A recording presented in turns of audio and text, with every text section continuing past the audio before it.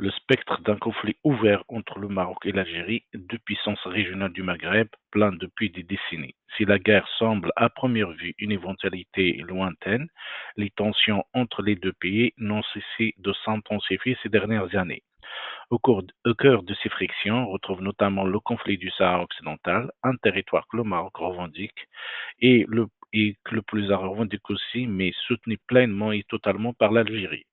Cette question sensible alimente une rivalité historique et politique profonde, exacerbée par des différences sur le tracé des frontières et des enjeux économiques. Quoi qu'on puisse dire au niveau économique, les relations en Afrique du Nord sont quasiment euh, inexistantes. Les coûts d'une guerre ouverte seraient astronomiques pour les deux pays, déjà fragilisés par des défis internes. De plus, un tel conflit aurait des conséquences désastreuses sur toute la région, déstabilisant un Maghreb déjà marqué par des insécurités multiples. C'est pourquoi la communauté internationale ne manquerait pas de s'employer à éviter le pire en privilégiant une solution négociée.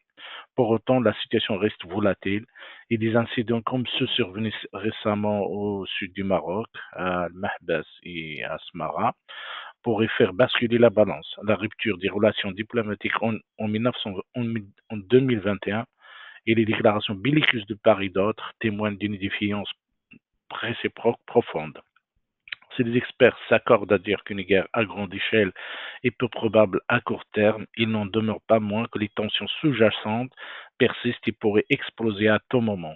Les résolutions de tous les malentendus passent forcément par un dialogue franc et constructif entre les deux parties, ainsi qu'une application accrue de la communauté internationale.